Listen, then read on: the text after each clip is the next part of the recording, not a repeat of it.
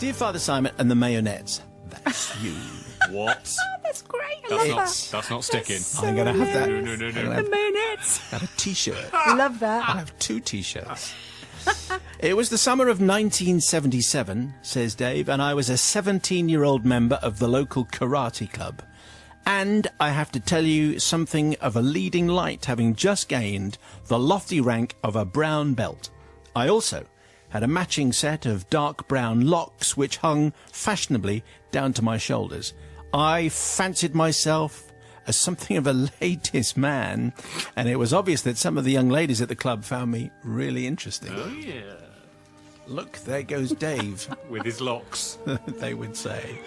One in particular, a pretty 18-year-old greenbelt, we will call her Susan, almost certainly changed, caught my eye, and when her mum used to turn up to collect her. At 18? Anyway, I always took the opportunity to show off a little, while Susan stared admiringly at me. Whether she was admiring my hair or my general movement, or maybe both, it's difficult to say. Eventually, I summoned up enough courage to ask her out, and she said yes. As my parents were going out for the evening the following week, I invited her round to my house for some nibbles to watch a movie, and Susan agreed. Yes, she did. How about that? Good When news. was this? Is this the 1970. 1970s? Yes, 1977. Okay. Yeah. The great day came when Susan was due to come round. After getting rid of my parents with a cheery, "Bye then, don't rush home, I'm going to be fine," I showered and sprayed myself liberally with high karate Of course. deodorant. Everyone at the karate club must have smelt exactly the same. Yeah. Looking in the mirror, I decided to trim my lovely locks with a device I'd bought, which was popular at the time. It was basically a razor blade sandwiched between 2 combs. Makes it sound like an offensive weapon rather than a hairstyle. This is perfect for National Hairdressing Awards Of night. course it is, isn't it? yeah. It was meant to take a small length of the curls off. I selected the setting for 1/4 of an inch and set about my Donny Osmond lookalike locks. This is so going wrong, isn't it? All was well until, in a rush of youthful exuberance, I dug in a little bit too hard on the top front bit of my head. I think that's called your forehead. Dug in on Into his your fringe. head. with the razor blade. Horror of horrors, I was left holding a fistful of hair and was staring at a shiny bald patch of pale skin, about 2 inches square with a little bit of blood. Oh, no. In a blind panic, I realised that this was going to scupper any notions I had of a romantic evening in with Susan, the greenbelt, and with shaky hands I attempted a Bobby Charlton comb-over. It made absolutely no difference at all, and I still looked like a Shaolin monk from the Kung Fu TV series, which was popular at the time. Yes, He's really it into the was. martial arts thing here. Then I had a brilliantly simple idea. I went downstairs and dug out a tin of black shoe polish and quickly rubbed quite a lot over the offending area. It stung just a little. A quick adjustment of the surrounding follicles, and with the bathroom lights switched off, it looked completely normal again. The evening was still on. Check me out with my brown belt moves. With 20 minutes to go before Susan was due to arrive, I switched off and dimmed as many lights as I could, and smelling slightly over-deodorized, I waited Susan's arrival. On time, Susan duly arrived, and after waving a cheery goodbye to her mum, remember, Susan is 18, and her mum is taking her to this guy's house and driving her to the karate lesson. I think Susan has her mum over a barrel. That's what I think. Right. What is I going think on? it's quite right. I think Is that that should quite happen. right? If you're walking out together, yeah, you're... Okay. Walking Anyway, out so together. Susan duly arrived. After waving a cheery goodbye to her mum, who dropped her off, I guided her into the front room. "It's a bit dark in here," Susan says. Yeah. "I know, it's romantic," I replied. Setting up the Betamax recorder with a copy of Fabulous. Enter the Dragon, we settled on the sofa. And all went well. Nibbles were nibbled, Bruce Lee battered his enemies, and Susan and I snuggled. I'm just going to Yes, let's skip that next bit. Yeah. Yeah. And so we were snuggling. Eventually it was time for Susan to go home, and I rang for a taxi. The taxi arrived, and as I escorted her to the front door, the light from the lamp outside revealed the awful truth. Where our romantic entanglement had gone a bit overboard, Susan's face and neck were now covered in black shoe polish. Oh, no. She looked like Bruce Lee had used her for a warm-up fight or a commando on battle manoeuvres. What a state! I quickly jumped in front of the hallway mirror so she couldn't see herself. "Thanks for a lovely evening," Susan said, her 2 eyes sparkling like a pair of diamonds on a black velvet pillow. Dave, suddenly he's gone Mills and Boon. He has. Sparkling like a pair of diamonds on a black velvet pillow. Anyway. Yeah, it was great. Let's do it again really soon, I mumbled, almost pushing her out of the door. Susan left and I quickly bolted the door firmly shut. In case she broke, back in. In case. Let me in, I needed tissue. Father Simon. What for? To wipe this Oh, stuff I off see. my Off. face. Yeah, your face. Your mum's face. Anyway, Father Simon asked for forgiveness from Susan, who after 40 years must still be wondering where the shoe polish came from. From the taxi driver who probably thought I was a teenage homicidal maniac. And finally from Susan's poor mother who probably had nightmares wondering what had happened to her lovely daughter who she drove everywhere. And then dropped her off at a house with someone who wore boot polish to cover the gap in his hair. Took 2 months for a reasonable covering of hair to help me forget. And whilst I'm still practising karate after all these years, my nickname at the club isn't Killer or Destroyer, it's Cherry Blossom. Isn't that nice? So Dave Cherry Blossom in Harrogate. It's not, shoe polish is just never going to be a good thing. But that hair device, that hair cutting device with 2 combs with a blade in between the two, probably TV advertised, don't you think? Yes. And some celebrity endorsed it. Anyway, what do you say, Sister Bobby, with that Well, one? it's 1977. Did they have Betamax Yeah. recorders back then? Probably. Wow, I thought we only had a kind of 3-button TV back then. So that was quite something, wasn't it? Really, there must have been a posh house. I think you've gone slightly... I don't think that's the heart. I don't think the Betamax recorder is the heart of this tale. I know, I've gone off on a tangent, so apologies. What's really sad about this is you thought you were so suave. You got a girl back to your place, got her into the house. Hi, karate. Yeah. Oh, yeah. Got close and all that. The thing is, why didn't she notice? It smells. Boot polish smells. Surely, actually, doesn't it? when she had her head buried in his fringe, then she should have, maybe she'd have smelt it. And anyway, what's she doing? What's she doing? What? Go on. Go on, please. Anyway. She's wiping her cheeks on his head. Yes. What's going on there? that's- And she probably got out. Anyway, moving on. The thing is, if he'd have just told her, they'd have probably had just an even better date. Instead of trying to pretend to be Mr. Suave, he should have said, look what I've done. And she'd have loved it, because we've all, cut our fringe too short. I'm sure. Not all, but most, maybe. Some, No. me. Anyway, so Therefore forgiven. I can't remember. Okay. Even I sound like Matt Yes. now. Yes. What was it? What was the Forgiven. question? Forgiven. Brilliant. Yes. That's why it's so good. I think the reason why she can't smell the boot polish is because he's been doused in high karate. That's true. And also, fair play to him for only using things and watching things that have got some kind of karate involvement. So he's It's a only bit watching obsessive. Monkey, Enter the Dragon, and wearing high karate. Good for you, Dave. I'm going to say forgiven because, we all, when going through the vagaries of first encounters, Yeah. we do things Courting. that we're courting and stepping out. We all do things that maybe in the cold light of day don't seem Like what? Like what? I have no Tell idea. us. But obviously not. I mean, wearing boot polish on your head appears to be a step too far. Yes. But I think still well done for getting through the night. And yes, and what was she doing it with on her face? Who knows? But a lovely night had by all. So therefore, Forget.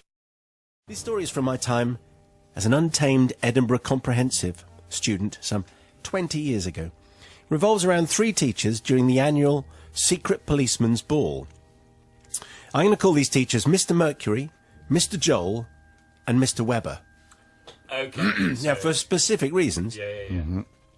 Now, this annual show had been organised for many, many years by Mr. Joel and Mr. Webber, and as a piano player in a local wedding band, Mr. Joel oversaw the musical direction and each year played the closing number, usually a big sing-along.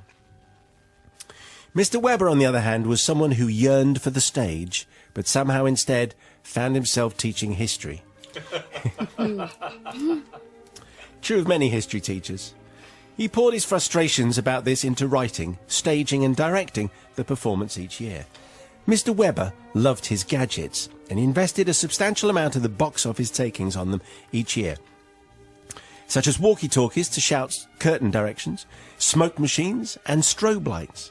This particular year, he'd put the money towards renting 2 huge glitter cannons to fill the school hall with confetti during the big musical finale of the show.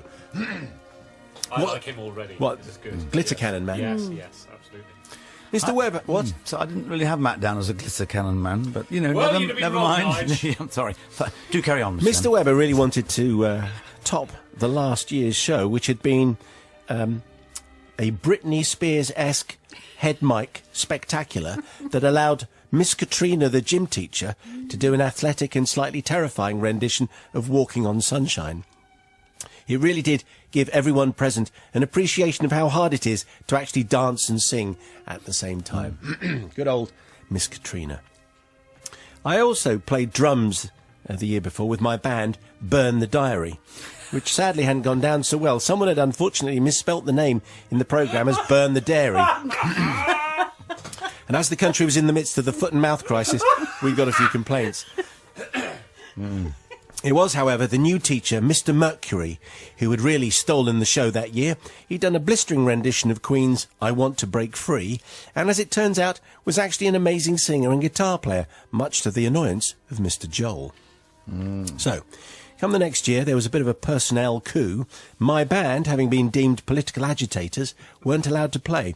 And as Mr. Joel wasn't as young, handsome or as talented as Mr. Mercury, he was also unceremoniously dropped from the bill by the director, Mr. Webber. Instead, we would all form the house band, seated at the bottom of the stage and next to the glitter cannons. Yeah, exactly.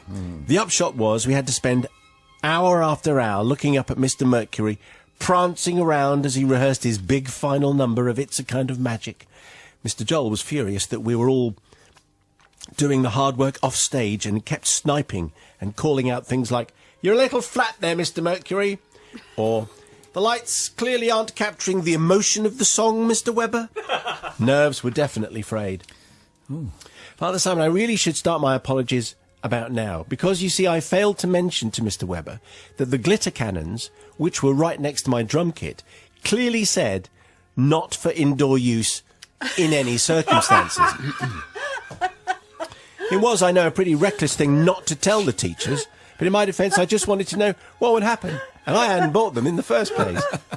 The glitter cannons were due to go off after the little a cappella section at the end of the song, where Mr. Mercury would lean over, wink at the audience and sing It's a Kind of Magic, Magic, at which point I would hit my cymbals, Mr. Webber would give the performers and the audience a light dusting of glitter, and then Mr. Joel would play a big piano solo to see out the show. Sadly, that's not quite what happened on the night. How was I to know that the explosion would be quite so huge and quite so terrifying, or that it would turn the school into a scene from a war movie, albeit a pink and purple war movie? I was surprised as anyone that the now very sparkly parents would create a stampede for the door, and I certainly didn't expect the blast to physically, actually, knock Mr. Mercury clean off his feet in a cloud of glitter. Neither did I know that he had such a varied vocabulary to express his displeasure of what he thought was clearly an attempted glitter murder by a jealous Mr. Joel. Admittedly, I was less surprised by Mr. Joel's own floral use of anatomical terms aimed at Mr. Webber, who was now cowering in the corner, glitter detonator still in hand. However, with the teachers verbally expressing themselves and everyone running for the doors, it's what the band and I did next that I seek forgiveness for. You see, we just carried on with the song, with me taking over Mr. Joel's piano part with an improvised 5-minute drum solo. They're always so interesting. We jammed away like that quartet on the Titanic as the show sank around us. There were no real repercussions for anyone after the show, as far as I know, so I don't seek forgiveness from the teachers or from the other performers, although there was a little patch of scorched glitter that remained on the hall roof for many years that I did feel a little bit bad about. It's really taking over Mr. Joel's solo that I seek forgiveness for. Stealing a solo really is breaking one of the golden rules of rock. I throw my guilty but glittery hands at your feet in search of mercy. Well, it's an interesting thing, but if you take in a glitter cannon into the school and then place it by the drummer, I think you're asking for trouble. And it wasn't Andrew who actually set them off, and it did clearly say don't use them indoors. Anyway, Sister Bobby will come down like a ton of bricks, I think. Yeah, it's difficult because I loved it and it's very funny, and you got caught in teacher wars there, which wasn't your fault. That was their childishness, really, and their ego. So that was nothing to do with you. Also, like you said, buying the cannons. I never knew there were teacher wars. I always thought teachers all loved each other. Well, yes, but you can get indoor confetti cannons. They're really, you just have to ask for the right one. So basically, that's teacher and buyer error as well. So that's not your fault. Having said that, what is your fault? And you should know know by the firework code, you're a teenager, you should have had the firework code drummed into you for many years, that really it's the same kind of thing. You should have said. Is that right? You should, yeah, you could have been the bigger person as well. You should have said. Yeah. Doesn't matter that you're the youngest, you should have said, because you just never know. It could have really done some damage. So you're not forgiven for that. However, you are forgiven for stealing the drum solo from your egocentric teachers, because the other thing is I don't think drummers get enough attention. So you're forgiven on that count. Well, I'm confused. Is he forgiven or not? Well, it depends on which bit you're talking about. Well, the whole thing. Well, he's not Yes or forgiven no? for the indoor fireworks Is he display. forgiven or not? No. He's not forgiven. All right. We had an English teacher who got on very well with a PE teacher. Yeah. Yeah, I know, I'm not quite sure. Did we get married or anything? No. I don't think he believed in that kind of thing. Anyway, what do you think, Novice? Well, they're a rare breed of drummers, aren't they? And I think Keith Moon would have loved this. So, Andrew, the fact that that's what technical rehearsals are for. They obviously didn't have a technical rehearsal, because otherwise you would have always gone through things like this. And he was just looking at it and thinking, well, this could be exciting, and it certainly was. And I think the fact that he jammed away, because old Mr. Joel obviously legged it, and also it sounds like half the audience had legged it as well. So, I mean, that was a great time to improvise, and it sounded like he improvised brilliantly. And I think anyone of his age would have done just the same. Any drummer, anyway, because they're a rare breed. So, absolutely, Andrew, you're forgiven. They're certainly not inclined to duck the spotlight if it comes their way. Brother Matthew, what are you a saying? technical rehearsal. I mean, speaking for myself, you can only really use your glitter cannon once, That's and then true. it's gone. You've got to you save it for the big night, save it for the show, as they say in the biz. As a 5-minute drum solo, no Yawn. thanks. No, Never a good I thing. remember seeing Roger Taylor, ex of Queen, in his own band once, where he and the drummer both did solos for about half an hour, and the queue to the bar went quite a long way. So I'm going to say forgiven. Comes from John T. Oh, really? Yes. Okay. Yeah. John T, you're pushing this uphill here. Father Simon and the Collected Confessional Cardinals. Your school-related story a while back about the stolen clay owl, and particularly subsequent comments from listeners about parents who surreptitiously help with homework. There's a lot of confessions there. Takes me back to my own secondary school days in the late 1980s and early 1990s, especially to an incident that occurred in what used to be called, in old money, the lower sixth, now year 27 or something like that. Prompted by your own recent confession, I now need all these years later to fess up to my own misdemeanour. I need to start explaining, Father Simon, I have absolutely no head for maths, science, or anything remotely technical. Not a clue. The arts subjects, English, history of art, they've always been very firmly in my bag. I like performance art, I like mime, I like French Renaissance theatre. I mean, come on. like John T. John T and his performance art. Right, go on. Having said that, I actually quite enjoyed studying and did pretty well in GCSE physics, mainly because we had a really kind, funny and enthusiastic young teacher. We call him Mr. Smithers Jones. And as a result, in a decision I now simply cannot explain, I unfathomably and utterly foolishly signed up for A-level physics. And this is where my tale of woe really starts. For some reason, my sixth form, a gritty northern comprehensive on the outskirts of Doncaster, seemed to have an obsession with using multiple teachers for A-level subjects. I had 3 teachers for one A-level. Well, 2 in reality, as the third, our headmaster, Dr. Sloth, only turned up for about 2 lessons in 2 years.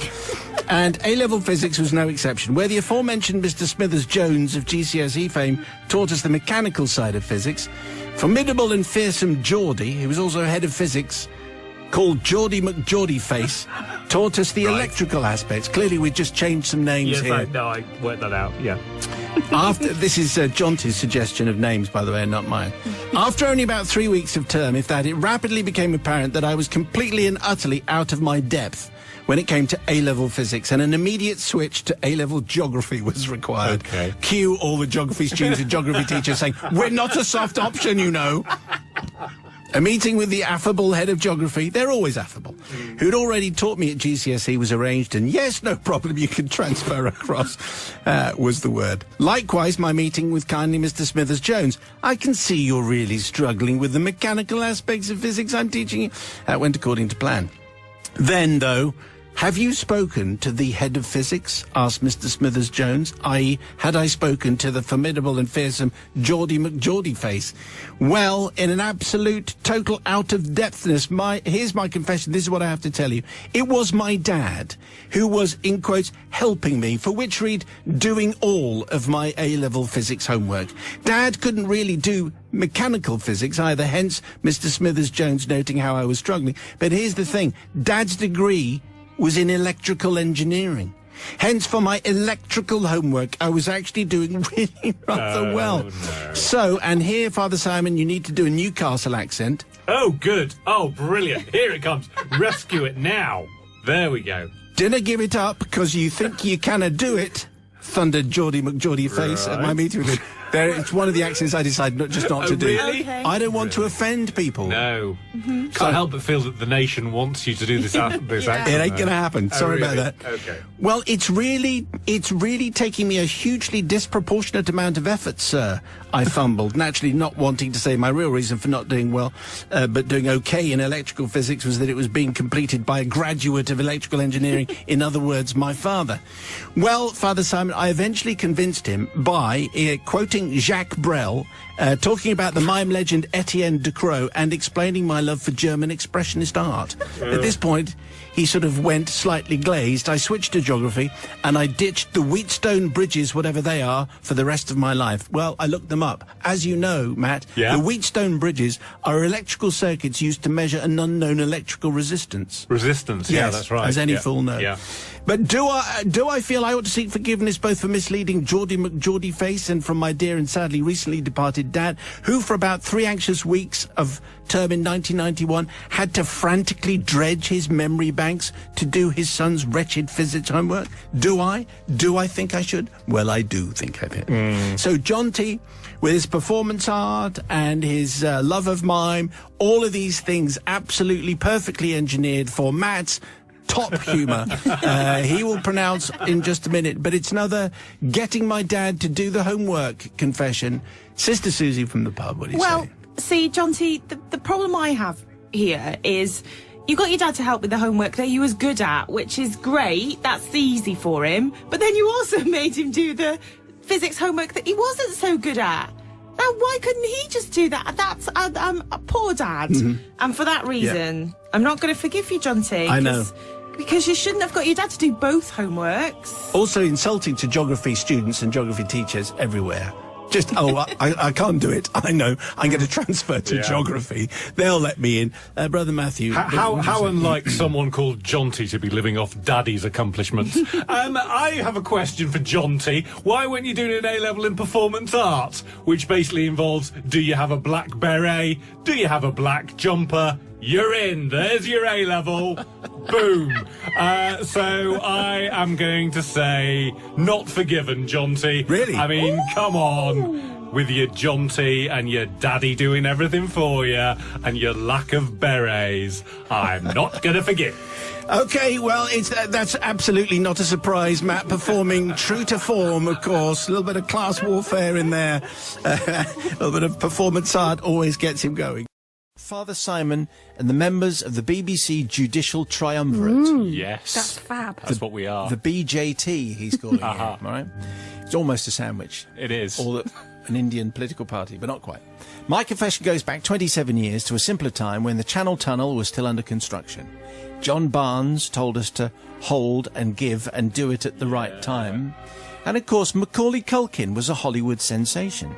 You will, of course, remember Home Alone, a movie with the plot so implausible, makes you want to yell at the screen with fury and gives a whole new meaning to the term incompetent parenthood. But I digress. Which is true, the parents are spectacularly terrible. I was 6 years old, says Nathan at the time. That movie came out, and for a kid of my age, the concept of a young boy taking on a pair of burglars all by himself was the most exciting I had experienced. I watched Home Alone countless times and would spend hours fantasizing about battling prospective thieves and villains and protecting family property. Gradually, I was no longer feeling satisfied with just fantasies. I wanted to become Kevin for a brief moment and live the dream of thwarting criminals and outsmarting dumb adults. I therefore began setting traps all over the house. What? Causing great... the whole point is it's against burglars, not against your family. Just in case. Causing great angst to my poor parents, I balanced buckets of water over doors, left toy cars at the bottom of stairs... Really? Balanced books inside toy cupboards, all that kind of thing. Wow, Nathan, you were a lot of fun. After a while, my parents had become accustomed to all of my traps and no longer fell for them. I was starting to run out of ideas and I needed fresh victims. Dear me, send him to boarding school. Obviously. A few weeks later, we were invited to my grandparents' house to celebrate my grandmother's birthday. As she was entering her fabulous 50s, it was to be a rather large party with uncles, aunts, cousins and everything. I was probably the youngest in the family, and pretty soon I was feeling bored and restless. After a fruitless hour of trying to keep myself entertained by excavating my nostrils... Lovely. I had one of those light bulb moments and a sinister grin appeared on my face. Now, my grandfather was a collector of antiquities. Oh, well, that's going to be fine. Yes. Had a large number of statues, old furniture, vases, Yeah. porcelain, bit of bronze, you get the picture. It was the perfect setting. Whilst everyone was chatting in the living room, I sneaked out to the hallway unobserved. There I set about preparing what was to be my masterpiece, my Mona Lisa, my girl with the pearl earring. Left out of the doorway to the living room was a table with a large vase resting on top. To the right, a tall display cabinet with a twin door set up. Like in a trance, I rummaged up some string and crept back to the hallway, closing the living room door behind me. I then set up tying the vase and the cabinet door handles to the doorknob methodically, making sure that the string was tight and that the knots were secure. Kevin McAllister would have been so proud. Everyone else, Nathan, thinks you're an idiot. When everything was prepared, I ran back to the living room through the kitchen, thus leaving the door shut and the trap set. I quietly sat down on the couch, my hands locked in front of me and resting on my lap, looking like an angel. What I did not know at the time was A, the vase was bronze and thus carried a lot of weight. B, the cabinet doors were locked and the cabinet itself top-heavy. It did not take long for someone to test the living room door, and indeed my grandmother's sister grabbed the doorknob and pulled gently. The door did not budge. Looking surprised, she lifted her head, turned back to us and said, "Is the door locked?" To which my grandfather replied, "Course not, dear. There isn't even a key for that door." That reply apparently boosted her confidence because she tried the doorknob a second time, this time with significantly more force, and sprung it open. Yeah. Nanoseconds later, there was a sickening noise as the cabinet came crashing down in front of her from one side, whilst the heavy bronze vase attacked her from the other side. Tumbling on the floor, bits of glass flying everywhere, she screamed with panic and took a step back, tripping over the living room carpet and landing on a guest. In the meantime, my grandfather stood up in horror, tears in his eyes, saying, "My antiques! My antiques!" He stumbled forward to save what he could from the ruins, but tripped and fell on top of the already prone guest and my grandmother's sister, who was still hyperventilating and sobbing uncontrollably. I am ashamed to admit I actually enjoyed the spectacle. What? And actually imagined what my acceptance speech was going to be like when I was to receive the Medal of Bravery from the local police for having outsmarted the criminals. Nathan! My parents, of course, immediately knew what had happened and were looking pale as snow, but said nothing. Perhaps they were too ashamed for bringing such a devil into the world. In any case, 25 years later, I feel the need for forgiveness, Father Simon, and the members of the BJT, that's you guys, from my grandfather for having ruined his antiques, my grandmother for having ruined her 50th birthday party, although she can't claim it didn't go with a bang, my parents for having to deal with such a difficult child and suffer the embarrassment that goes with it, and to my grandmother's sister, who could very well have received the shock of her life on that day. Personally, I blame it on Kevin. Says Nathan. I don't think you're going to get away with any of this. You do sound a particularly challenging. That's the word we use now. Yeah. So imagine Nathan's parents coming for your for the parents' evening at school. I've just got a few words to say.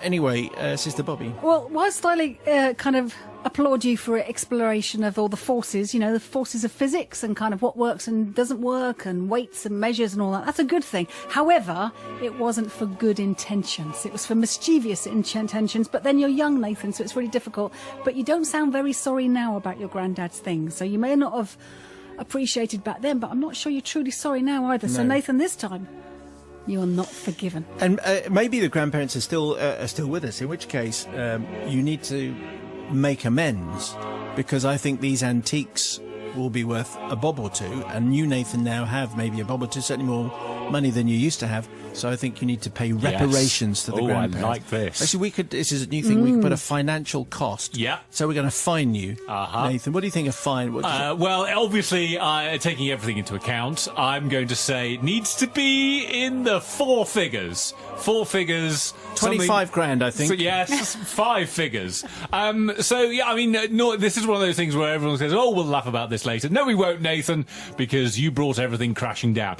But I think really it's the parents who need to shoulder some of the burden here, because surely the parents at some point should have said, look, Nathan, I know you love doing all of these hilarious pranks when we're at home, but now we're going to Granny and Grandad's. Let's probably temper that while we're there and not do any of your nonsense stuff there. So really it's the parents' fault and not me. Dear Simon and your hopefully forgiving team, my story is set at a boys' school in Lincolnshire. Let's call it Bash Street Secondary Modern. It's the late 80s and the early 90s, and I believe I can now confess this story safely, as my old headmaster, Mr. Dyke, sadly passed away earlier this year, so cannot punish me or my friends. Interesting how a headmaster from all those years back, and still Glenn is thinking, he might reach me from there. Mr. Dyke was an old school headmaster, firm but fair, and everyone feared him and loved him in equal measure. Thankfully, the days of corporal punishment had long since passed when this incident took place, but Mr. Dyke had an index finger made of steel, and he would jab you in your ribs with every syllable as he shouted in his strong Yorkshire accent, Yes, here it comes. Hey up, go on. I'm not going to do that because you know the rules. I'm not going to do it. Oh, okay. hey. Anyway, he would shout as he jabs me with his finger, "You boy, you're a toe rag!" By the way, Clint, you spelt toe wrong. And if Mr. Dyke saw this, you get the finger in the ribs, definitely. Ours was a rough school, Father Simon. In fact, it was the roughest in the area. The only school we didn't argue and fight with was the local girls' school. This wasn't because they were girls, but because they made St. Trinians look like a convent. Our nemesis, however, was just down the road from us. The toffs and the brainiacs at the local grammar, St. Custard's. Really? Oh, that's very funny. Well, oh no, of course it's from Thingy, isn't it? It's from Back in the Jug Again, Nigel Molesworth. Yeah. Anyway, so we got Bash Street versus St. Custard's. Yeah, well, that's where we're placing this. On the morning of the event, myself and my 2 best friends, Wayne and Stuart, were on the school fields enjoying break and trying to avoid the 5th years, because no one likes their head being shoved down the toilet after all, because that's what used to happen at every break. Well, it's Bash Street Secondary Modern. Yeah, it sounds like it. That's different one way. times. You have to wash your hair soften. After a while, we heard an unusual noise. We listened again, and it was definitely very unusual. It went like this. We looked around, and then we looked up, and we saw a large red and blue Wessex helicopter flying over the school and begin to circle after a couple of times. Anyway, then Stuart began to, do what? Well, in his head, anyway, he was doing exactly what air traffic controllers do and advised the pilot to come and land near the school in a field just over there, look. In reality, Stuart was waving his arms as though he was being attacked by a swarm of bees, but pointing to a patch of field. Being the smart and responsible one of our group, I decided that it was just a great idea and joined in, followed by Wayne, and not long after, the entire school, all pointing at the field. Hi, yes, there. Just a bit of harmless fun, we thought. That was until an arm came out of the cockpit with a thumbs up, and the helicopter circled for the last time and landed exactly where we had been pointing. At this point, Mr. Dyke burst through the school doors and made his way over to the helicopter at quite a speed, huffing and puffing as he ran. Crimson and flustered, Mr. Dyke was met by a burly man that, from our feeble peering positions, seemed to be preventing Mr. Dyke from getting any closer to the aircraft. Lots of shrugging and wild hand gestures followed, but this quickly changed to hands over his mouth from Mr. Dyke, and then a somewhat submissive head-bowing posture. The muscly crew member stomped back into the aircraft, and shortly after, the helicopter took off as quickly as it had landed. Mr. Dyke, meanwhile, shuffled back into the school, looking pale and aghast. Not his usual boisterous, finger-pointing self at all, we thought. Clearly, something hugely embarrassing had occurred, and he weakly gestured and muttered for all the staff to follow him. Surprisingly, the event was not mentioned for the rest of the day, apart from hushed whispers between students shuffling through the corridors. Mainly at how Mr. Dyke had practically run away from the helicopter back into school. This was very, very unlike him. The next day we all piled into assembly, and Wayne, Stewart and I sat there, guiltily looking at our shoes. Mr. Dyke's voice boomed and rattled throughout the school hall as he demanded to know which toe rag, again spelt wrong, had started the pointing and directing the aircraft to land. There was complete silence, and thankfully for us, nobody seemed to know who had started it. They'd just seen everybody else do it, and so they joined in. Mr. Dyke's face set in a deep frown, accepting that no one was going to own up, and he solemnly began, "Boys, that's all of you boys, pay attention." From Yorkshire, remember? "I need you to understand the extent of the humiliation that you have brought on the school. This is your head teacher voice, isn't it? Yeah. This wasn't fun. This wasn't clever. Was it reckless? Yes, it was. Yes, it was, boys. It was reckless. Let me tell you that you hailed a helicopter, and it landed. And the helicopter you lot thought would be so funny to get involved in our school was carrying no other than His Royal Highness Prince Charles. Hey. The Prince of Wales, the Duke of Cornwall, the Duke of Rothesay. You hailed the actual heir to the throne, who landed in our field. Think he was expected? Was he expected? No, he wasn't." You see, Father Simon and the Ever Gracious Collective, I was riffing there just a little bit. Going off script. Yeah. It turns out that the Prince was on a visit to St Custard's down the road. Ah, but he was. However, the pilot had got a little confused, so when these helpful children had started guiding him, he followed their instructions. So I hereby plead for forgiveness for my friends and myself, not from Mr. Dyke, who I think after he calmed down quite liked the fact that we got one over the grammar school. I also don't seek forgiveness from the grammar school, nor from Prince Charles, who I'm sure would have had a much more enlightening time if he had stayed with us. However, I would like to apologise to the pilot, who, because of us, no doubt, got a right royal telling off. Which is probably quite likely if you think you land in completely the wrong place just because a bunch of kids are saying, "Hey, land here." That would be a good thing. Anyway, that's Glyn's confession. Sister Bobby, what are you thinking at the moment? Oh, well, I'm thinking actually it's nobody to blame, really. I was sitting there thinking it's the pilot, I understand. He's going to a school and he's not sure which school. Well, he's, he gets a rough idea where he's going. He's going to a school. He doesn't know that there are two... You have a rough idea. You've got to land properly. Well, yeah, but like I said, it's kind of easy. From the pilot's point of view, I understand. I don't blame the pilot. I don't blame the headmaster. I don't blame I don't blame the children. I think they're just having fun. That's fine. It seems to me like a jape that actually there were no victims. I think it was fine. They might have wasted some fuel. No one was injured. Headmaster, actually, Mr. Dyke. I love Mr. Dyke. He sounded like he ran a really tight ship, but also had a sense of humour. So I'm going to say, Glyn, it's easy to forgive you because actually I forgive everybody. No one to blame. What a pushover. Exciting times at Bash Street Secondary Modern. What do you think of Well, I'm going to take issue with you there, Bobby, about Ironfinger Dyke. I think if anyone was reckless, it was him approaching a helicopter with the blades turning. As anyone you've seen Apocalypse Now, you wouldn't do that. True. He did. Very true. I mean, absolutely. He'll be getting his surfboard out next and ramming the beach. Oh, I mean, I say, absolutely. there you go, So yeah. but there were three schools. There was the girls' schools. There were toughies. There was St Custard's and the Bash Street. So, I mean, the pilot, well, he wasn't to blame. But so you definitely weren't to blame, Glyn. And who wouldn't, a boy or girl, bring in a helicopter? Of course you would. That's what you put on this planet to do, aren't you? Aren't you? I'll take your word on that, Matthew. Yes, only Nige can get an Apocalypse Now reference into that. Superb, well done. Obviously we're going to forgive here because, the kids were just pointing at a field. You don't just land because a bunch of kids are telling you to pointing at a particular field. And helicopters, surely they've got sat-nav. Something the equivalent of sat-nav, even in the 80s. Come on. And how are they going to spot which school was the right school otherwise? No idea. So not adding a lot here. I am going to forgive. Venerable Father Simon and your team of human moral compasses. Oh, yes, That's we are. about right. there is no hope for any of us. A couple of years ago, my work often took me to London.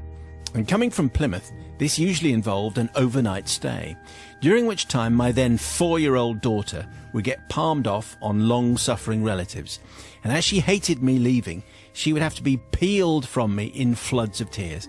I hated it too, and often set off to London teary-eyed myself.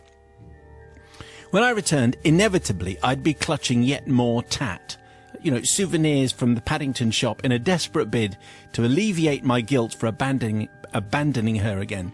Books, toys, pillows, T-shirts, you name it, she now boasts quite a collection of guilt-soaked Paddington memorabilia.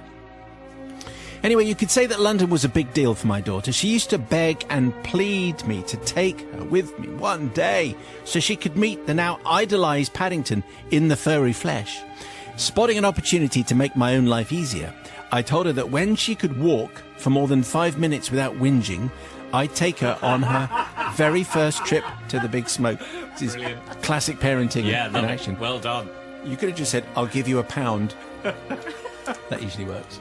She hastily agreed, and when a few months later I was able to make it all the way around the supermarket with her without the constant moaning about achy legs, I knew it was time to deliver on my promise. The day finally arrived, my daughter packed her little rucksack, and with barely a wink of sleep the night before from the excitement of it all, off we headed to the train station. Now, while excitedly sitting on the train and tucking into our lunch snacks, which is what you do immediately you get on the train, obviously, I began to receive worried texts from my mum and sisters, each of whom had heard on the news that there was a security alert in the capital. Father Simon, this is where my plea for forgiveness actually begins. Now, I'm not proud of this, but I started to feel a little panicked inside. My maternal instincts were now pinging off this way and that, and I was beginning to feel uneasy about being in Paddington Station at a time of high security with my precious little girl. I realise how daft this sounds now, but as a self-confessed bumpkin from Devon, I just wanted to head straight back home. But going home was not going to go down well, and I was faced with a real dilemma. We alighted the train at the next stop, Exeter St David's, and I was just preparing to break the bad news to her that London would have to wait for another day, when I noticed there was a strange spring in her 4-year-old step that stopped me in my tracks. "Hello, London dog," she called to a passing puppy. "Hello, London lady," she called to the passing puppy's owner, confusing her greatly. "Hello, London," she shouts.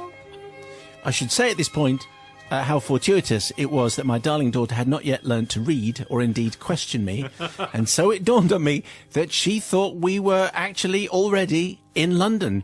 And so, taking a deep breath, I just sort of went along with it, and the deceit just kind of escalated from there, really. So off we jolly well trotted to Buckingham Palace, which was Exeter Cathedral. Okay. A quick spin around the Natural History Museum, which was the Royal Albert Memorial Museum, before having our picnic lunch and an ice cream in Hyde Park. What could be better? Well, it was Northern Hay Gardens, actually. We even happened to bump into my friend and her little boy, who lived in Exeter, but were, it was hastily agreed, just passing through London for the day. What are the chances? We bought a smart new pair of London boots from a well-known discount fashion store. We even managed to get to Hamley's Build-A-Bear, which my daughter said was slightly smaller than she'd expected, to buy a stuffed reindeer or something like that, because sadly the Paddington shop was closed. Well, all that walking and sightseeing was tiring, so off we went to our hotel, the Chorus Hotel, Hyde Park, which was, of course, the Premier Inn in Exeter. Of course. But she didn't notice that. Yes, Father Simon, I did indeed pay for another hotel room that night in order to cover my devious tracks. It was without doubt the most expensive trip to London I had ever not made. We headed home the next morning, she full of her proud tales of our grand day out in London, clutching evidence for show and tell at school the next day. I've no idea how her poor teachers handled that one, but I guess they probably concluded that I was just a bit mad. And so my fate was sealed, and to this day we speak of the momentous day that she went to London for the first time ever. My friends and family are in on the joke, and nobody's able now to mention London without putting it in air quotes. My daughter is now 6.5 and still doesn't know that she's never been to London. Or London. Yes. Did that work? Yeah. One day she will discover, well, probably today, what a deceitful mother I truly am. But for now, she lives in ignorant bliss. She does ask me from time to time, why it is that there are areas of Exeter that children are not allowed to go to, but other than that, it does seem as though I've got away with it for now. Father Simon, I seek forgiveness not from my daughter for pulling the wool over her eyes, although I'm sure I have some serious grovelling to do when my cover is finally blown. What you mean like now, Olivia? But from the good people of London, who on learning of my self-spun web of deceit would quite rightly consider me a massive wimp for taking such drastic action to avoid the whole of London, because I'm a scaredy cat. But try telling me you'd have done anything different and come clean, wiping that gorgeous smile from my daughter's face. Well, quick thinking. Get off the train immediately. You're suddenly in Exeter. Maybe it could double up as London if you try very hard. The answer is yes, Sister Bobby. What do you make of this? Well, it's quite easy, I suppose, because you've got the Maritime Museum as well. You could say you're on the Thames, couldn't you? And there's some boats. I think I'm just trying to think, what's at Exeter? Which boat's at Exeter? You could say you're at Greenwich. I suppose you could get away with it. There's ways of getting away with it. If you can't read and you don't question anything. Yeah, and I think there's a few things missing, but she doesn't know. The only thing I've got a problem with is the show and tell. Because there might have been another child that went, that's not London, it looks like this, or something like that. So you did very well to get away with that. How would they have spoken? I can't do that again. It was that your just- kind of Exeter voice? It's not London. Well, it's just another voice. That's not London. She could have been exposed and she might have been very, very upset. But do you know what? I'd have done. I thought it was great. I wouldn't have been on it to say, yeah, this is London. So well done for Quick just thinking. going, actually, yes, this is London. So completely forgiven. Brother Matthew. Yes, the key quote, I think, in this confession was, she was too young to read or question me. Oh, how I hanker back to the days when they weren't capable of independent thought. Clean your room. Oh, all right, then. Yeah, yes, I will clean my room. And this is obviously pretty inspiring as well, because the very idea you could tell your children, we are going to Disneyland, and then just take them, in the train for half an hour, and you get out somewhere and go, this is Disneyland. Not as good as I thought it would be, but still, it's Disneyland.